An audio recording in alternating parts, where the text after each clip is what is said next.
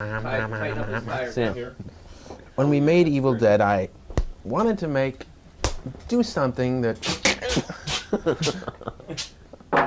Bienvenidos a Zoom F7. En esta ocasión hablaremos de un cineasta independiente que gracias a su astucia con el manejo de los recursos, creó una de las trilogías más interesantes a nivel formal en la historia del cine de género. Además, transitó de producciones de bajo presupuesto a grandes blockbusters al dirigir ni más ni menos que la primera adaptación cinematográfica del arácnido más famoso del cómic, Spider-Man. La filmografía de Sam Raimi es única debido a su notable manejo del género fársico, que utiliza para desarrollar un terror con tinte cómico, siempre con un sello muy personal. Antes de continuar, los invitamos a que nos apoyen en Patreon. Gracias a ustedes podremos producir más y mejores contenidos. Sin más preámbulos, comencemos. Raimi pertenece a una de las generaciones con más privilegios en la historia del séptimo arte. Si una palabra pudiera definirlo, sería precoz. El cineasta accedió a una cámara Super 8 mm con la que dirigió varios cortometrajes en compañía de sus amigos de la preparatoria. A los 18 años, el estadounidense ya contaba con un amplio catálogo de filmaciones en las que de manera autodidacta aprendió varios de los secretos detrás de una producción.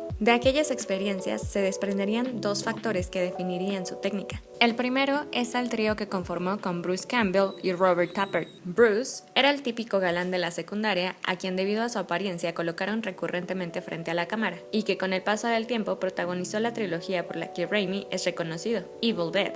Su talento como histrión lo ha llevado a participar interpretando a diferentes personajes en varias producciones de Sam. Su colaboración es una de las más fructíferas entre un actor y un director en la historia del cine, ya que gracias a Campbell, Raimi logró obtener financiamiento para varias de sus producciones. También apoyó al realizador en sus incursiones como actor. Según el propio Raimi, actuar le ayudó a convertirse en un mejor director, ya que descubrió la importancia de dar órdenes claras y limitar la información. Según él, mientras más información recibe el actor durante el rodaje, más confundido estará. El caso de Tappert es emblemático, ya que este deseaba convertirse en productor. La alianza entre ambos dio origen a Renaissance Films, compañía que a la fecha sigue financiando películas de género. La inquietud por convertirse en cineastas llevó a la tercia a abandonar la preparatoria para trabajar y financiar un guión que Raimi escribió. De aquella época se desprende el segundo elemento que definirá su oficio. La mayoría de sus cortometrajes eran un homenaje a la principal referencia tonal de Sam, los tres chiflados. El estilo de estos comediantes estaba insertado dentro de la tradición del slapstick, o comedia física,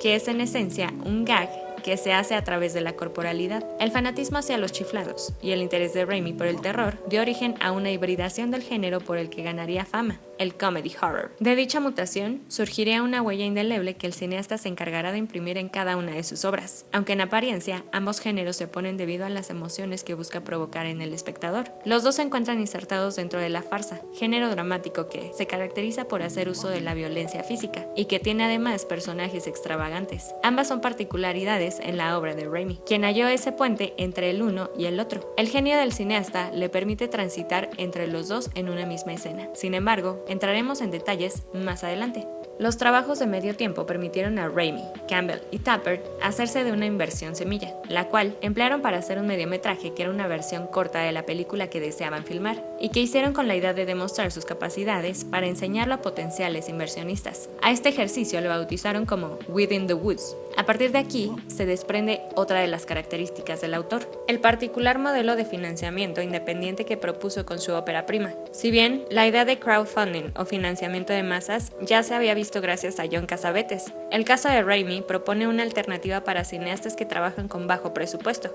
Mientras Cassavetes pagó su película mayoritariamente con dinero propio y posteriormente recaudó utilizando cartas que entregó de puerta en puerta a sus vecinos, Sam empleó su mediometraje como herramienta para convencer a sus inversionistas de las capacidades que tenía como realizador. Cabe destacar que el cineasta vivía en Detroit, una región que no se caracteriza por dedicarse a la producción, lo cual supuso para él una ventaja, ya que la mayoría se entusiasmaba con la idea de formar parte de una película. El paradigma que viene a continuación es digno de mencionarse. Una vez concluido Within the Woods, contrataron a un abogado que hizo un documento en el que ofrecían un porcentaje de la cinta a cambio de dinero. Raimi presentaba la obra y posteriormente mostraba el documento. Después de algunos meses, obtuvo de parte de al menos una decena de inversionistas, casi todos médicos, dentistas o abogados, la cantidad de $90,000 millones, con lo que financió su ópera prima. A los 20 años, Sam dirigió Evil Dead, filme que contendrá una serie de elementos que definirán el estilo del cineasta. Debido a su peculiar producción, Raimi rendía cuentas a un gran número de productores, lo que lo llevó a planificar meticulosamente cada detalle. El director estudió un gran número de películas de donde extraería lo que bautizó como las 2 escuelas formales del cine de terror. En sus propias palabras, hay 2 maneras de implantar el miedo en el público. La primera de ellas consiste en enseñar todo, y la segunda en no mostrar nada para que el espectador construya con base en sutiles referencias. Raimi prefiere mezclar ambas. Para ejemplificar esto basta mencionar su puesta en cámara en Evil Dead, para la cual inventó una montura de cámara que nombró Shaky Cam, que utilizó para sugerir a un espectro, y que consistía en una cámara montada sobre un primitivo volante que otorga un movimiento muy particular, que complementó con personajes poseídos. La convención estaba ahí. Insinuó con la cámara y mostró a sus criaturas, aunque jamás presentó al ente tal cual era. Este se encontraba solo en la mente de cada uno de los asistentes a la sala. Su incursión en el filme también generaría sus 3 reglas del horror. Según el director, las películas de género deben contener 3 preceptos básicos. El primero es que el inocente debe sufrir a causa de algún mal o criatura. Este sufrimiento le ayudará a madurar y a superar al antagonista. El segundo precepto consiste en que el culpable debe ser castigado, refiriéndose evidentemente al antagonista. Y finalmente, la última regla dorada es que el inocente debe probar la sangre para ser un héroe. Y es a través del gore de Evil Dead 2 en donde mejor se comprueba dicha premisa. Gracias a estos 3 lineamientos, la obra ganó aficionados de la altura del mismísimo Stephen King, quien dijo lo siguiente: es la película de terror más feroz y original que he visto. A pesar de su notable estreno en Cannes y las palabras del maestro de la literatura, el filme fue rechazado por los distribuidores de Estados Unidos. Encontró un lugar en Inglaterra, en donde fue un éxito en taquilla, lo que le convirtió en una de las cintas más redituables en la historia del cine indie. Del tono fársico y la mezcla de géneros impreso en la película, habría que mencionar que la segunda parte retoma prácticamente todos los elementos de la original, pero con mayor presupuesto. En ella, Raimi reafirma dicho tono que se plasma a través de diferentes herramientas cinematográficas. Para hacer la transición entre un género y el otro, Sam exagera absolutamente en todos los departamentos. Es así como, por ejemplo, en el sonido, introduce su idea de hiperrealismo, que consiste en acentuar los sonidos incidentales de tal forma que no pertenezcan al orden de lo cotidiano. A dicho uso del sonido, habría que agregar una exageración en las interpretaciones que pasan de lo real a la pantomima, que además se complementan con vertiginosos movimientos de cámara. Todo en su conjunto provoca que el ritmo se acelere brutalmente hasta alcanzar el ridículo. Es así que el cineasta pasa de una situación cercana al suspense o a lo visceral en cuestión de segundos en pequeños microclímax. La situación se tensa hasta romperse, solo para volver al ritmo semilento. A pesar de formar parte del sistema de producción del blockbuster hollywoodense, el realizador no abandonó dicho estilo que plasmó en una de las escenas más intensas de la saga arácnida. La operación del Dr. Octopus está construida bajo la premisa antes mencionada. Se inicia con un ritmo semilento,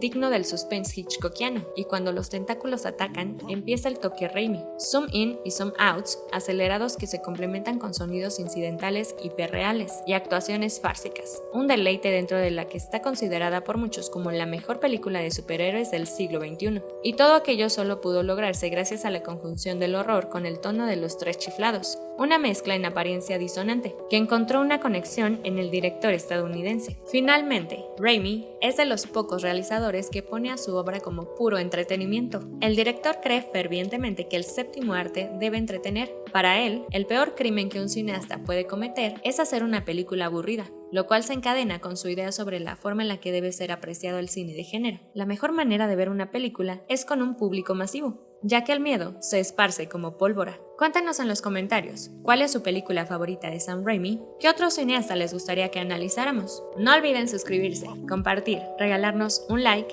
apoyarnos en Patreon para producir más y mejores contenidos, y para más información sobre cine y fotografía, visitar zoomf7.net. Hasta la próxima.